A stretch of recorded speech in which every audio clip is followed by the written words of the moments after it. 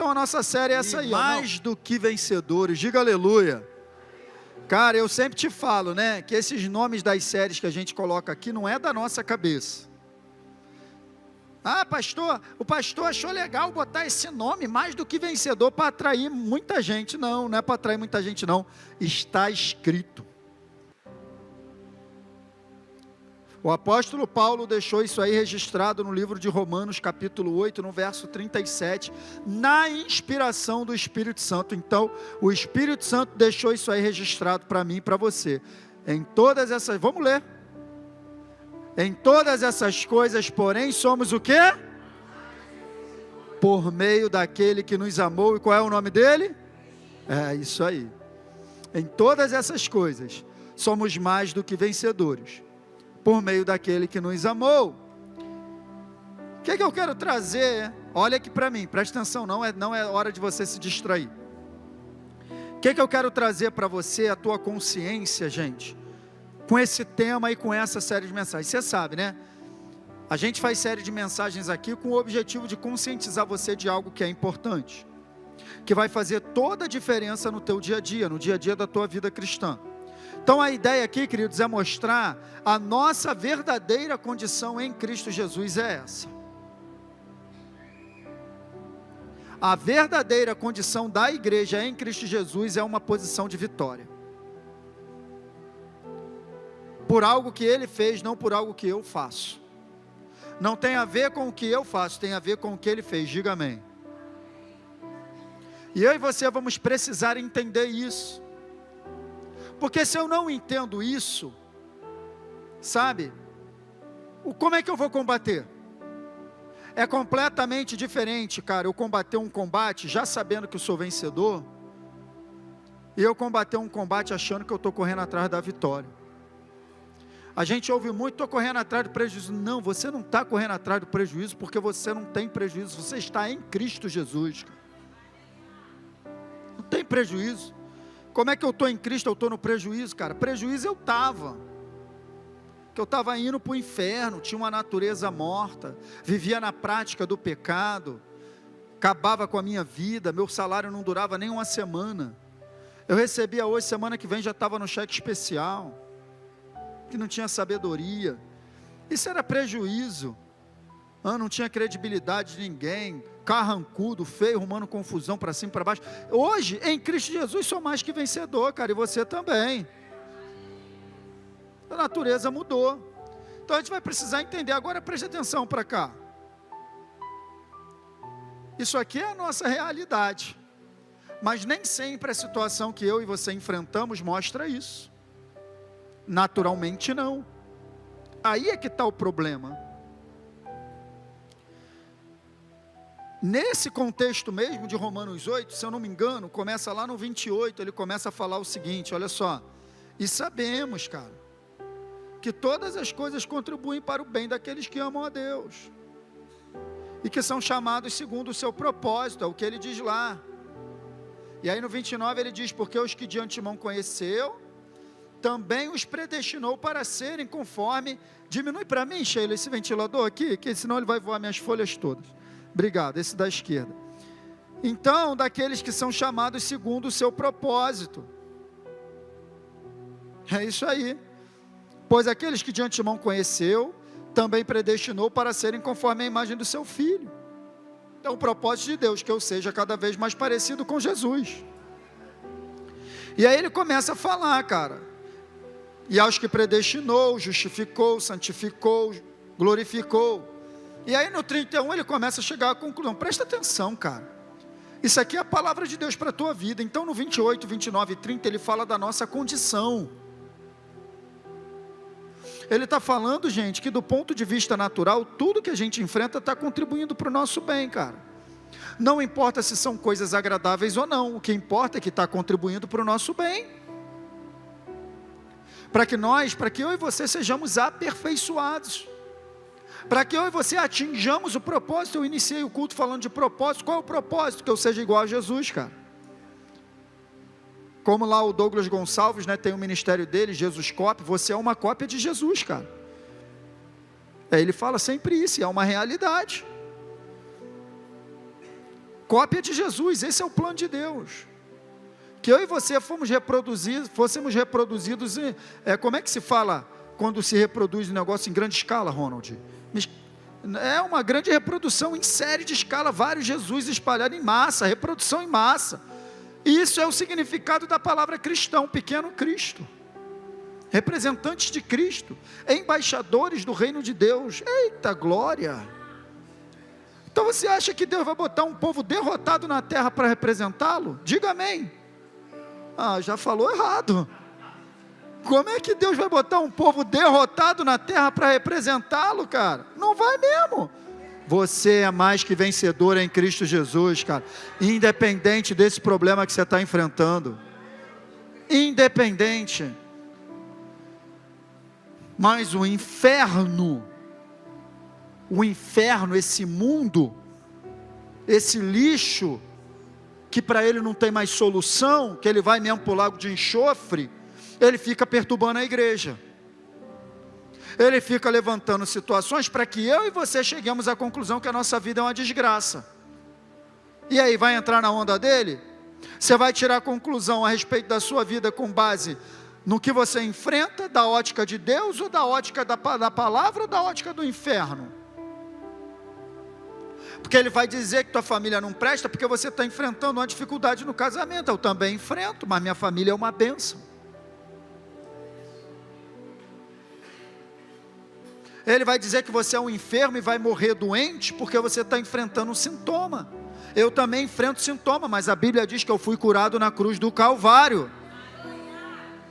Qual é a ótica do ponto de vista que você coloca sobre o foco na situação que você enfrenta? É isso que a gente vai aprender nessa série de mensagens, cara.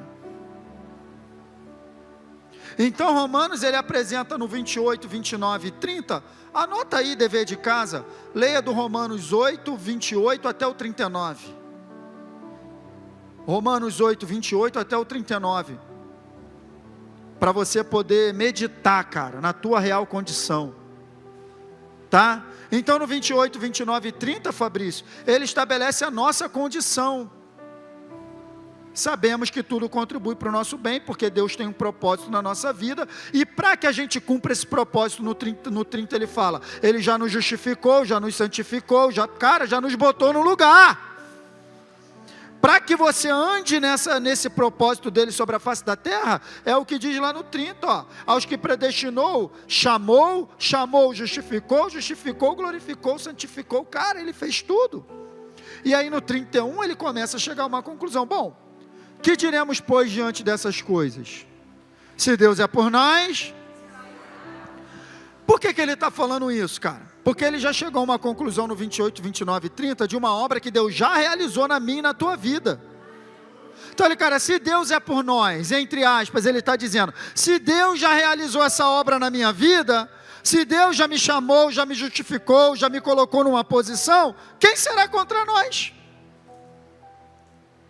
Aí ele reafirma no 30 mesmo, no 31 mesmo, no 32 ele reafirma, aquele que não poupou o seu próprio filho, mas o entregou por todos nós, como não nos dará com ele e de graça todas as coisas?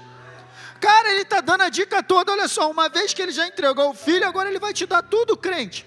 Em outras palavras, ele está dizendo, cara, se Deus entregou o filho dele por você, crente, ele faz qualquer loucura por você. É isso que esse texto está dizendo. Como não nos dará todas as coisas? Um Deus que já deu o próprio filho. Aí ele começa no 33, quem fará alguma acusação contra os escolhidos? É Deus quem os justifica, quem os condenará. Foi Cristo Jesus quem morreu, antes ressuscitou, está à destra de Deus, e também intercede por nós, ainda está intercedendo. Aí ele começa a falar, aí sim, presta atenção, é no qual? No 35, que ele começa a considerar tudo que a gente enfrenta do ponto de vista natural. Mas aí ele fala uma pergunta para mim e para você. De repente ele está falando, Thaís, o que vai te separar do amor de Cristo? Ele está me perguntando, aqui ó, verso 36, quem nos separará do amor? 35, quem nos separará do amor de Cristo? A pergunta é para mim e para você, cara. O que ele estava dizendo? O que você vai deixar te afastar desse amor? Somos nós que permitimos, cara. Ele está perguntando para mim, ele está perguntando para você. A tribulação? A angústia? A fome? A nudez? Perigo? Espada? Cara, ele chega a uma conclusão: na verdade, por amor de ti, nós somos entregues à morte todos os dias, considerados que como ovelhas destinadas ao matador. Aí no 37 ele mata: mas em todas essas coisas, porém, já somos. Não está escrito seremos, gente. Pô, cara, quer mais claro do que isso? No 35 e no 36 ele só fala de situações difíceis que eu e você enfrentamos. No 37 ele diz: mas olha só, já somos vencedores. Ele já está dando a dica: tudo que você vai enfrentar, você já venceu. Meu Deus do céu, está igual o Flamengo, cara, foi campeão brasileiro em cima do trio elétrico aquele ano. Nem entrou em campo, não ri não, Samuel, foi verdade. Nem entrou em campo, cara, tu já venceu. Meu Deus do céu, essa é a tua condição em Cristo Jesus, cara. Quer mais o quê? Você nem entrou em campo e já é mais que vencedor. Quem lembra da Fórmula 1? Ayrton Senna. No domingo tinha corrida, no sábado tinha o quê? Tinha o quê? Treino para descobrir o quê? Quem ia largar na frente, cara. Você já largou na pole, cara, e nem fez treino, cara. Nessa corrida da carreira cristã, você já largou na pole position, cara. Primeira posição, você já largou como mais que vencedor. Não tem a ver com o que você faz, cara, tem a ver com o que Jesus fez. Diga amém. É isso aí. Essa é a nossa realidade, a gente precisa se conscientizar dela. Agora que eu vou abrir os slides. Então hoje eu quero falar nesse segundo dia, né, pastor Ronald, eu não vou me deter muito no texto de Romanos, que o pastor Ronald já sentou o sarrafo nesse texto aí na quarta passada. Se você não assistiu, assiste lá, tá lá gravado. E eu quero começar daqui, ó. Por que eu sou mais que vencedor? Porque eu tenho uma natureza vitoriosa. Então hoje a gente vai falar da natureza vitoriosa da igreja, cara. A sua natureza mudou. Quando lá em 2 Coríntios capítulo 5, verso 21 diz assim, ó: porque Deus tornou o pecado aquele que não conheceu o pecado, para que nele fôssemos feito justiça de Deus. Então isso é uma troca de natureza. Quando a Bíblia usa a palavra pecado no singular, a Bíblia está falando de natureza pecadora, não está falando de ato de pecado. Quando a Bíblia fala dos atos do pecado, a Bíblia usa a palavra pecados, os nossos pecados, está falando de atos. Agora quando ele fala pecado, está falando de natureza pecadora. Então quando diz que Jesus foi feito pecador, Jesus foi feito pecado, está dizendo que ele assumiu a nossa natureza pecadora. Por isso ele teve que morrer, porque o salário do pecado é ainda que ele não tenha, percebe? Como que ele pode ter morrido como pecador, se a Bíblia diz que ele não pecou? Tá bom, ele não pecou, mas ele assumiu o meu e o teu pecado, a minha e a tua natureza pecadora. Nesse mesmo ato há uma troca. Uma vez que ele pega a minha natureza de pecado, ele me concede a natureza de justiça. Por isso eu sou justificado, sou considerado justo. A natureza de Deus está em mim. No momento que eu recebo a Cristo, então o Espírito Santo vem habitar em mim, a natureza do próprio Deus habita em mim. Eu não sou mais pecador, cara, por definição não. É uma questão de natureza. Não estou dizendo que eu não peque, que eu não cometa erros, mas é diferente hoje com a minha nova natureza eu cometer erros, e no passado que eu tinha uma natureza pecadora e vivia na prática do pecado, porque eu não conseguia fazer outra coisa que não fosse pecar, porque era a minha natureza e era o que eu fazia de forma natural, pecar. Agora não, agora o pecado na minha e na tua vida, ele é um acidente de percurso. Porque ninguém aqui acorda planejando como vai pecar. Mas no passado a gente acordava. Você entende a diferença? Então essa natureza é uma natureza vitoriosa. E você vai precisar entender. Então eu quero começar por um texto que está lá em Mateus capítulo 16, a partir do verso 13, que diz o seguinte, olha: indo Jesus para os lados de Cesareia de Filipe, perguntou aos seus discípulos: quem diz o povo ser o Filho do Homem? E eles responderam: uns dizem João Batista, outros Elias, outros Jeremias, ou algum dos profetas. Verso 15: mas vós, continuou ele, quem dizeis que eu sou? Respondendo Simão Pedro disse: tu és o Cristo, o Filho do Deus vivo. Aleluia, aleluia, é isso aí. Aí Jesus, ele dá essa resposta. Então Jesus lhe afirmou: bem-aventurado és, Simão Bar-Jonas, ou Simão, filho de Jonas, porque não foi carne nem sangue quem te revelaram, mas meu Pai que está nos... Então Pedro recebeu uma revelação de Deus, de Jesus como Cristo.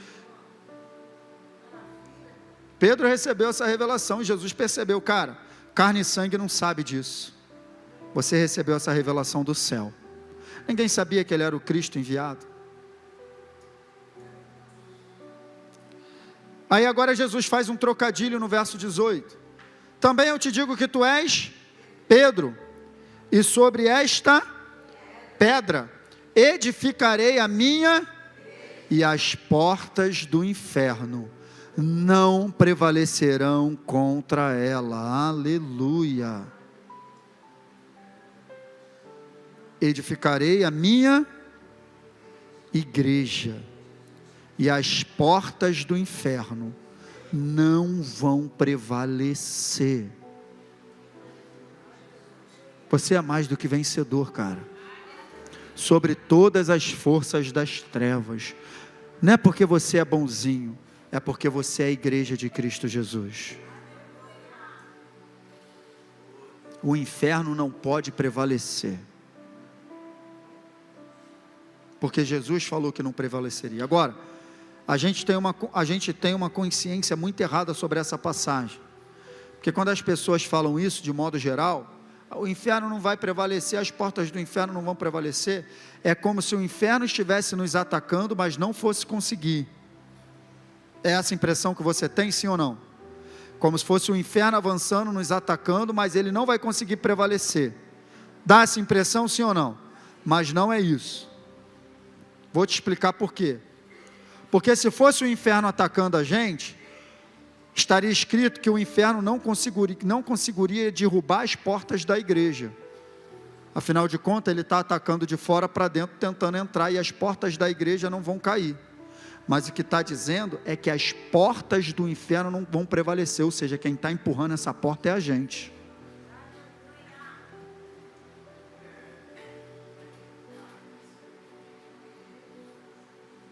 É a igreja avançando, o inferno não aguenta.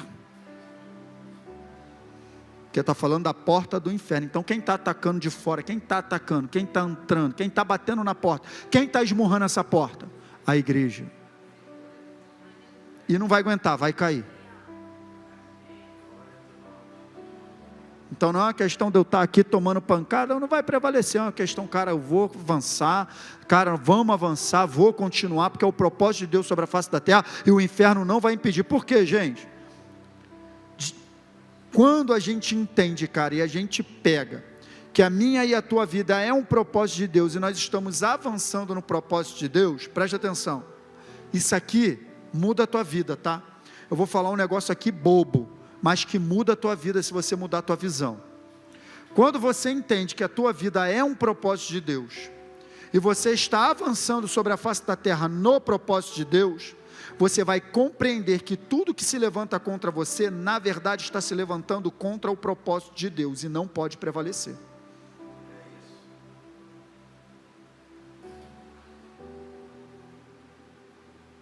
Não pode, porque você é um propósito, então Deus avançando, então a igreja avançando, você é a igreja, então cara, o inferno vai se levantar, porque ele vai colocar portas, são obstáculos no meio do caminho, mas não vai prevalecer, a gente vai passar por cima. Tudo que se levanta contra mim e contra a tua vida, é para barrar o avanço do propósito, só que o inferno, nem o inferno todo reunido, pode parar o avanço do propósito de Deus, mas tem uma coisa, ele pode parar quem carrega o propósito. Se você permitir, ele te para. Agora, se você tiver nessa visão que eu estou te falando, cara, ele não para. Diga amém. Está entendendo isso, gente? É isso que está escrito. Agora, outro detalhe nessa passagem também fantástico. Poderia estar assim, ó: as portas do inferno não vão prevalecer e eu vou edificar a minha igreja. Não poderia? Poderia ou não poderia? Poderia estar assim, ó: eu também te digo que tu és Pedro, e as portas do inferno não vão prevalecer, porque eu vou edificar a minha igreja. Poderia estar assim, mas não está. Olha a ordem que está: eu vou edificar e o inferno não prevalece. Então, o inferno não prevalece contra uma igreja edificada. Por que a igreja está apanhando direto, pastor? Será que tem edificação? O que é edificação? Construção com base na verdade, a palavra de Deus. Essas coisas simples que eu estou te falando aqui te mantém de pé. No dia do combate, você entendendo que é mais que vencedor e que o inferno não pode prevalecer, você fica de pé. Será que tem isso sendo ensinado por aí? Será que a igreja tem sido edificada na base simples do evangelho? É isso que a gente tem que entender, porque a igreja que prevalece é uma igreja que é edificada, cara. Diga amém. Então é isso aí, verso 18. E no verso 19: dar-te-ei as chaves do reino dos céus. Que ligares na terra terá sido ligado nos céus, que desligares na terra terá sido desligado nos céus. Eu quero dar uma lida com você nos versos 17 e 18 na versão da Bíblia Viva. Dá uma olhada. Porque meu Pai do céu revelou isto pessoalmente a você. Isto não vem de nenhuma fonte humana. Você é Pedro, isso já está no verso 18, tá? Você é Pedro. A palavra que Jesus usa aí, no grego, é Petrus. Então ele faz um trocadilho. Ele diz: você é Petrus, você é um fragmento de rocha, você é uma lasca de rocha, você é uma pedra. É isso que ele está falando para Pedro. E aí, quando ele usa a palavra sobre esta pedra, que na Almeida está traduzida como pedra, mas na Bíblia Viva já botou rocha, porque a palavra no original aí é Petra, que simboliza rocha.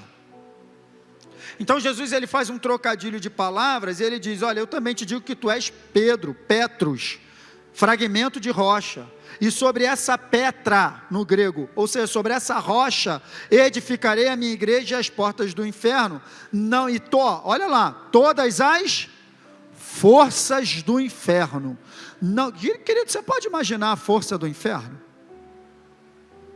O inferno tem força, cara.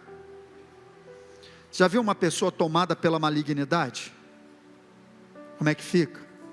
Mas preste atenção: todas as forças do inferno não vão prevalecer contra a igreja de Cristo. Então entenda, a igreja é vitoriosa, diga amém. E você se tornou vitorioso quando você entrou fazer parte da igreja.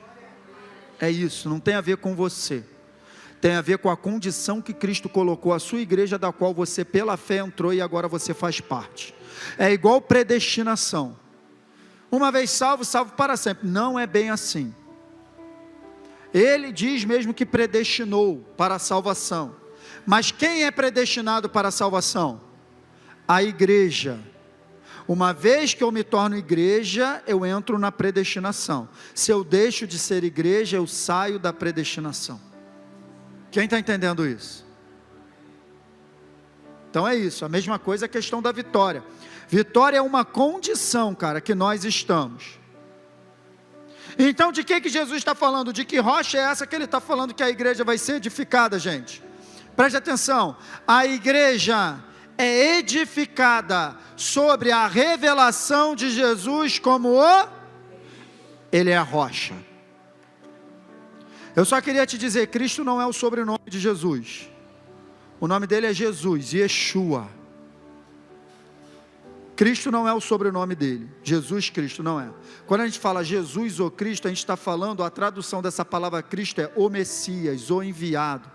o Filho de Deus. Então, reconhecer Jesus como o enviado de Deus para salvar toda a humanidade. Essa é a revelação sobre a qual a igreja é edificada. Por isso Pedro identificou: tu és o Cristo, tu és o enviado, tu és o Messias, tu és o Filho do Deus vivo, tu é aquele que veio para salvar. Por isso Jesus falou: ó, bem-aventurado é você, cara, porque o céu te revelou isso agora.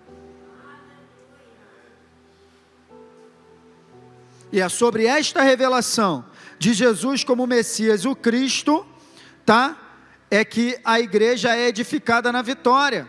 Então, queridos, a minha vitória tem a ver exatamente com isso. Pelo fato de eu ser igreja, de eu estar em Cristo. A minha natureza mudou. Olha só 2 Coríntios 5,17. É assim: se alguém está onde, gente? Em Cristo, é nova criatura. As coisas antigas, eis que se fizeram novas todas as... Você é uma nova... Preste atenção, essa palavra nova criatura aqui no original indica, não fizeram a lanternagem em você. Fizeram a reforma, descascaram a parede, pintaram de novo, botaram um piso. Não. Você é uma criatura nova, completamente nova, como nunca houve antes, cara. O termo no original indica isso. Você está na presença de Deus, e isso é ser feito justiça de Deus, sem sentimento de culpa e condenação, como se nunca houvesse cometido pecado. É isso aí, nós podemos entrar na presença de Deus dessa maneira, porque o sangue de Jesus nos purifica de todo o pecado. Agora, você não será mais vitorioso daqui a 5 anos do que você é hoje. Mas você pode crescer na consciência do quanto você é vitorioso. Você pode ser mais consciente cada vez mais. E é isso que a gente está fazendo aqui, aumentando a tua consciência.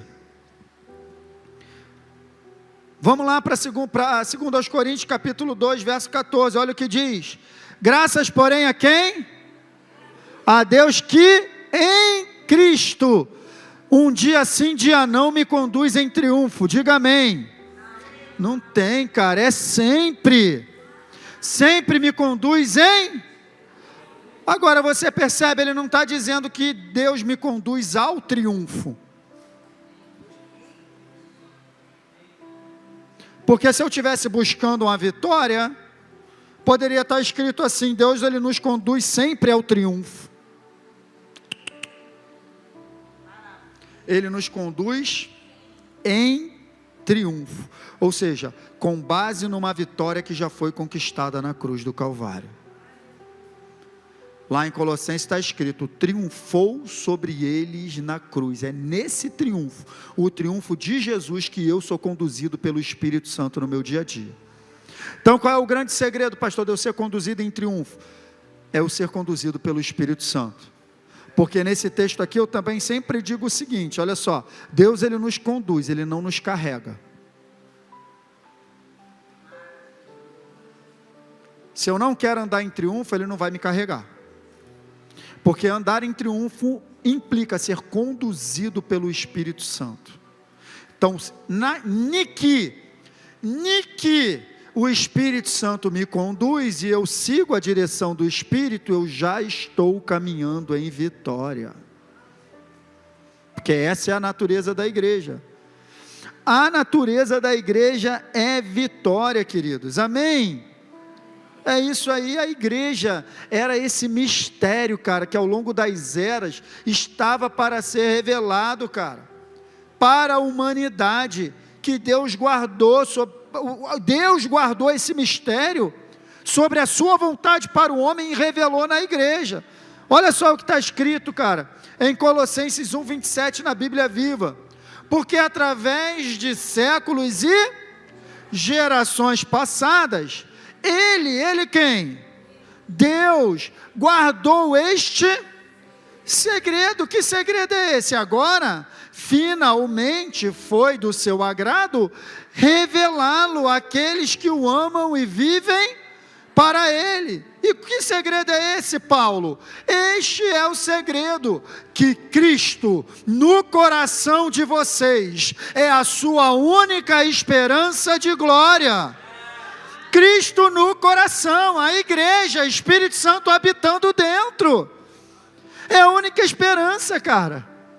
Esse segredo, esse mistério que era para ser revelado, ou seja, a igreja, queridos, é a resposta resgatadora do amor de Deus para o pecado cometido em Gênesis 3. A igreja é a restauração do velho Adão. A igreja é a volta da vida. Deus, quando cria Adão, Ele assopra em suas narinas o fôlego de vida. Fôlego, ruá no original, é o próprio Espírito Santo sendo introduzido no interior do homem. E Ele avisa: Adão, não come porque vai morrer, vai perder essa vida que eu te coloquei. Adão comeu, morreu, perdeu, o Espírito Santo sai de dentro do homem. O Espírito Santo sai de dentro do homem no Éden e volta para dentro do homem na cruz.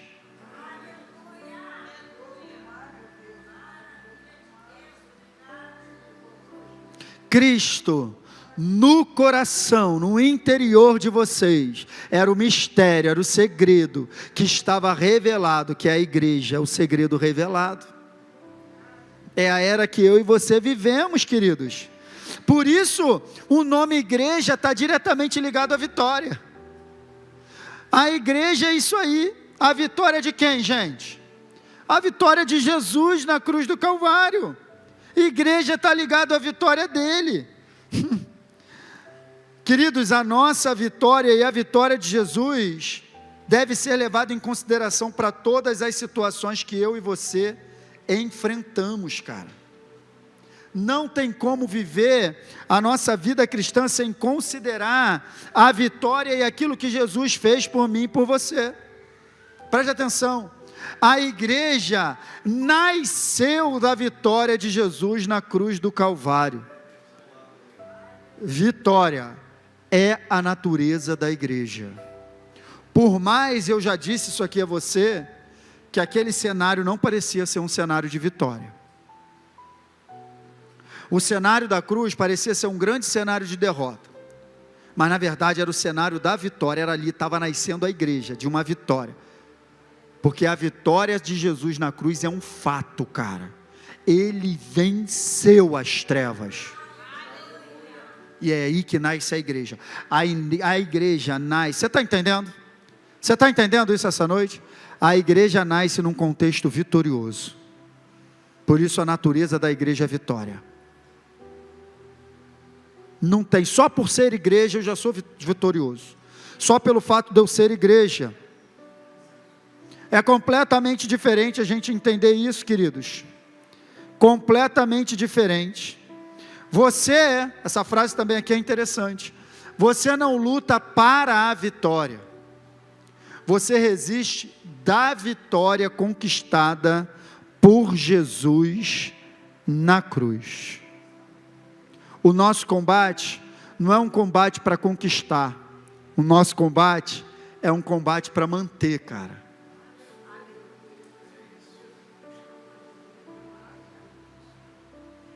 Você não está correndo atrás de ganhar alguma coisa.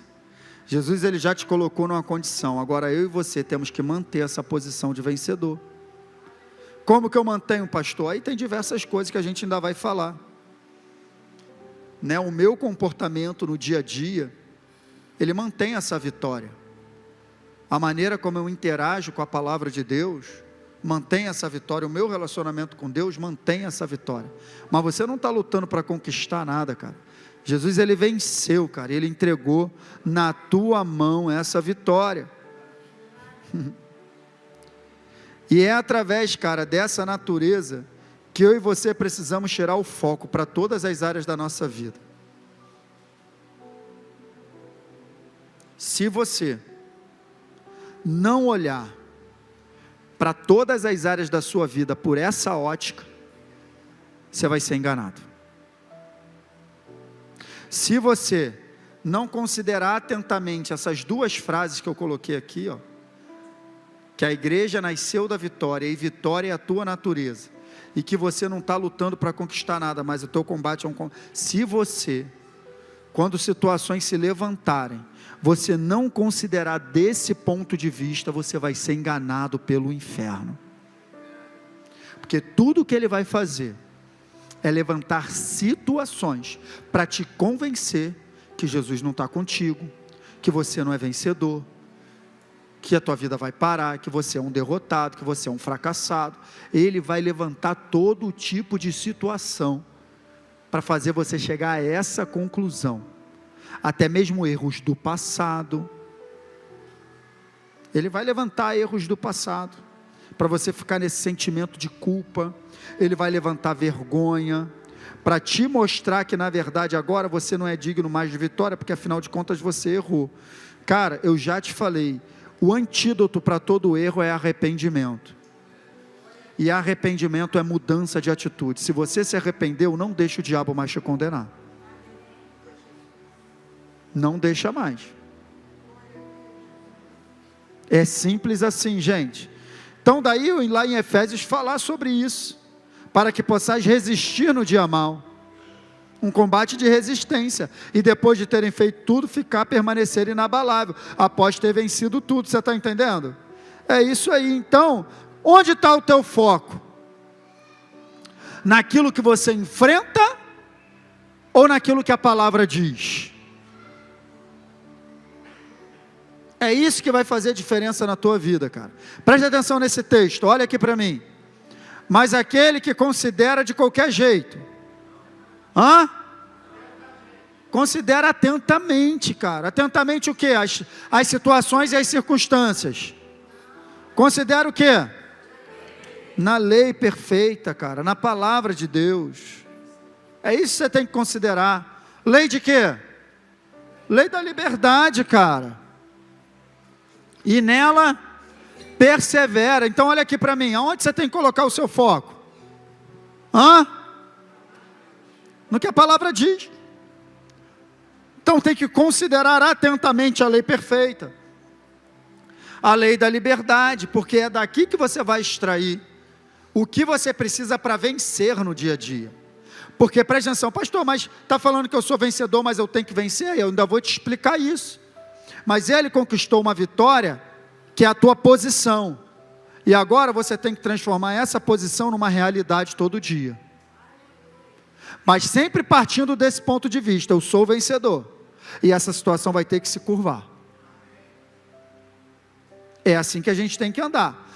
Agora olha lá o outro passo: não sendo ouvinte negligente, mas operoso praticante, esse será bem-aventurado no que? Percebe? É na prática da palavra de Deus e daquilo que ela diz a meu respeito, que eu vou consolidando a vitória do meu dia a dia. Não sendo somente ouvinte negligente, mas operoso praticante, andando conforme a minha verdadeira identidade em Cristo Jesus. E aí eu vou sendo bem-aventurado, ou seja, eu vou sendo feliz, a vitória vai se consolidando dia após dia. Diga aleluia. É isso aí, estou acabando.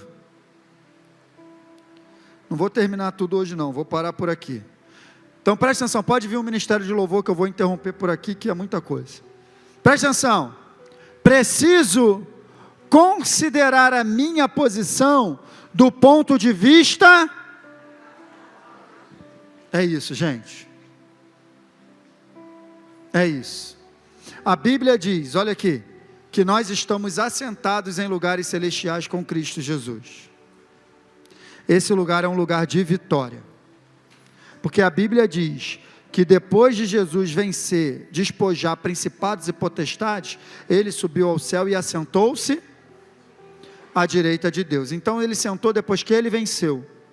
Então esse lugar que Jesus está assentado é um lugar de vitória, e é lá que nós estamos com ele.